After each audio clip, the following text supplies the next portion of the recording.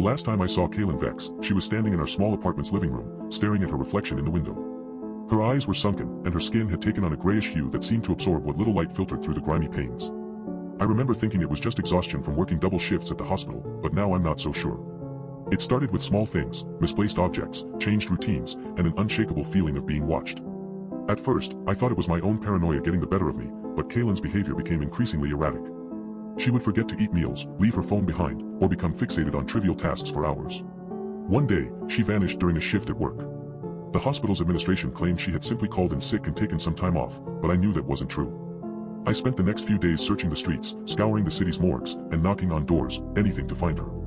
That's when I stumbled upon an abandoned factory on the outskirts of town, its walls covered in peeling advertisements for long-forgotten products. The air reeked of decay, and I felt a creeping sense of dread as I stepped inside. It was there that I found Kaylin, huddled in a corner of the dimly lit room. She wasn't alone. A figure loomed behind her, tall, imposing, with eyes that seemed to drink in every detail of our surroundings.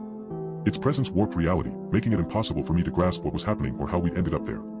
The air grew colder as I approached, the silence between us thickening into a physical barrier. Kaylin's gaze flickered towards me, and for an instant, I saw her old self, warm, caring, and bright-eyed. Then, it vanished behind a mask of vacant determination. She spoke in a flat tone, her voice echoing off the walls, "We need to integrate with the facility." As she took my hand, leading me deeper into the factory's depths, I felt myself slipping away from reality. The world outside, Kaylin, our lives together, receded further and further until all that remained was this twisted labyrinth of metal beams and flickering fluorescent lights.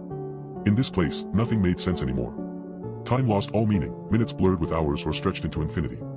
My memories began to fray at the edges, threads unraveling as I followed Kaylin's lead through corridors that seemed to shift like a maze.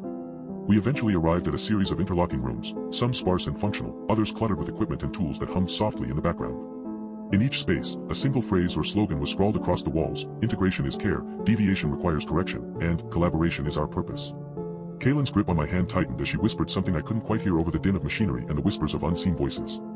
My vision began to blur, and when it cleared, we were no longer in the factory. We stood outside a hospital, not mine, but another one, with patients flowing through its doors like ants on a march. The words, "Integration is care," echoed within me as I realized that Kaylin was gone, absorbed into this system of corridors and procedures that seemed to thrive on the very terror it inspired in us. I'm left here now, alone in the cold, sterile air, with only the faint hum of machinery reminding me of what's become my reality, one where integration is care, but deviation requires something far more sinister.